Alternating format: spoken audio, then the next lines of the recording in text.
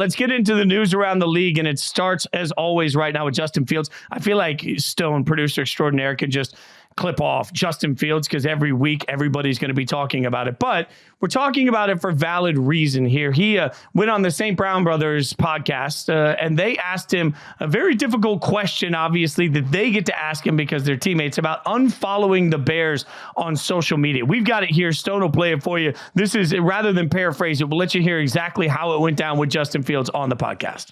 Since we're here, hold on. But I mean, we're not comparing. No. Since we're here, all right, come on. What's with the unfollow with the Bears? What's up with that? Man, bro, I'm glad we're talking about it because why do people take social media so serious? Like, but like, why are you unfollowing the Bears? Like, I still mess with the Bears. It's not, I'm just trying to take a little break. I unfollow the Bears and the NFL, bro. I'm not just trying to have football on my timeline. Like, I know y'all mess with a girl, EQ, especially you.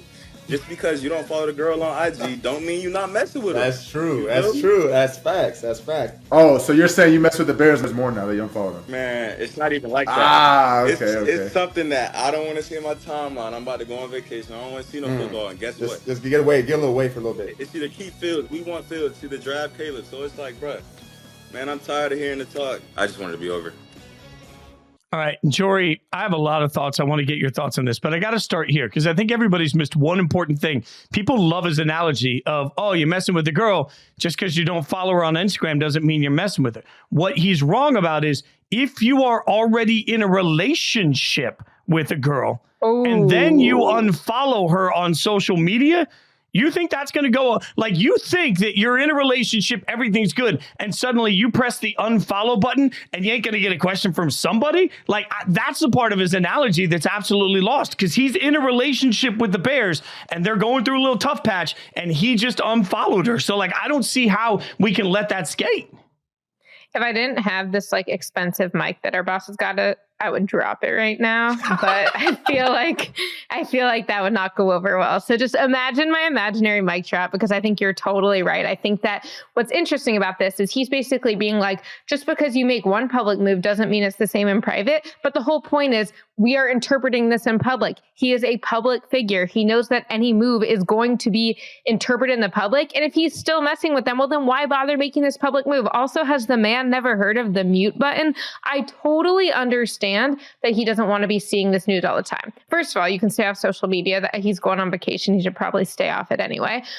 I just think that there are so many other ways to go about this. This was clearly an intentional move, and it was clearly an intentional move that he knew would be publicly interpreted and perhaps even wanted to be publicly interpreted, whether that was to give a slight to the Bears or whether he's trying to drum up a trade market for himself. And I think all of those are fair, but like to play like, oh, me? Like you think just because I'm doing this one thing that reflects all of my actions? No, we're not saying this reflects all of your actions, Justin. We're saying that you made a very clear decision you knew would be interpreted. I'll go back to a long time ago. I was in a band that at the time was opening for Kenny Rogers. And Kenny Rogers was one of the most iconic people I've ever been on tour with. I learned more in the year that we did shows with him than I think I did from any other act. But we've all heard the phrase perception is reality. I understand that. But I was talking to Kenny one night, and I'll never forget this. He said, hey, perception is the only reality that matters because you helped create it and now you have to live in it. And there's an ownership difference in the way that he said that really hit me. And to me, well, you know, we can agree or disagree with the statement. Justin Fields has to accept the fact that the perception that he's now living in, his reality, was created by his own actions. The fact that he did this, he's been in the league long enough to know that who he follows matters. He's been in the league long enough to know that what he does matters. He's been in the league long enough to know that this was going to create conversation. So to your point, could have muted, could have just gotten it, could have deleted social media off his phone. If he chooses not to do those things, he could have found other ways to not acknowledge the Bears. But he had to know that the minute he unfollowed the Bears, even if he unfollowed the NFL too, it was going to create a conversation. And now he can't come around and be like, oh, why do you guys care so much? Well, I mean, we care so much for the exact reasons you knew we would care. I also love the like, well, if I unfollow this girl, but I also unfollow that girl, then I think that it's okay. No, then delete your social media if you want to have that perception. I think all of this speaks to right now, the toughest thing to say sometimes is nothing at all. And it's the best thing. There's not this is unfortunate for Justin. Like I genuinely feel for Justin Fields because I'm sure he has a lot he wants to get off his chest. And there's very little win in doing any of that because he's right. He doesn't know his future and he doesn't control his future. So if he comes out and goes scorched earth with the Bears, that's not going to make anything better. And if he comes out and says all the right things, it's not going to change what happens. So he's left sort of flopping in the wind. And I get why that sucks. But you have to understand that even when that sucks, any action is going to be overanalyzed. So, short of the Bears coming out and making a very public statement that I don't think they would make before the draft anyway, that Justin Fields is our quarterback, short of that happening, nothing in his life is going to change between now and April because he's not going to get clear answers from anybody. There's no way they're going to trust him with even the real information because they don't want it to get out for their own trade value, right? So, I just think he's going to be left sort of standing at this point, and there's nothing he can do about it. Right. I think you make two great points. One is that he didn't unfollow them in a month or right before the draft. He unfollowed them now when there's a lot of time left before we might see a move. We could see a move sooner, but not necessarily. And then the other thing is that, yes, the best thing to do is say nothing at all. Let's get Justin a journal. Let's take him axe throwing. Let's give him all of these different ways, like maybe punch a pillow. There are a lot of ways we can get our feelings out. That said, if he was going to make a move and he was like, look, this sucks. This is not fun. They didn't give me the right pieces around me. And now I'm the one who's having to leave because of it. Then I do think there's a case to be made that maybe this is a good thing. If he needed to do something publicly because he felt like my pride's at stake, and especially as a quarterback, your reputation matters, you're a leader, all of that. I think that a team would hold it against him if he came out and went scorched earth.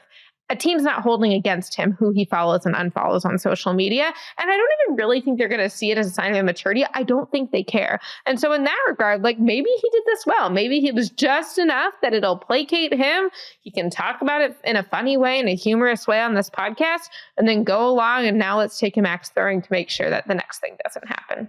As a reporter, though, and that's what let's be real. I'm just a guy in front of a mic. You're a reporter. As a reporter, would it not have been smarter for him, if we're going to play out the right way to do this, to put out a statement the day that all this is happening and saying, hey, my love for Chicago and the Bears runs deep, but the energy being put towards my future is toxic and difficult for my mental health. As a result, I'm going to unfollow the NFL and the Chicago Bears to uncloud my timeline. If you go proactive, that's just the world we live in. If you're one step ahead and you walk out and you're like, yeah, sorry, this is going to happen, and here's exactly why. Does it not end the questions? Does that not feel like overkill? He didn't go egg someone's house. He unfollowed them on social media. But if he really doesn't want people to freak out about it, I don't think he cares. I think he knows people are freaking out about it, but I don't think he's like, oh, I really regret this.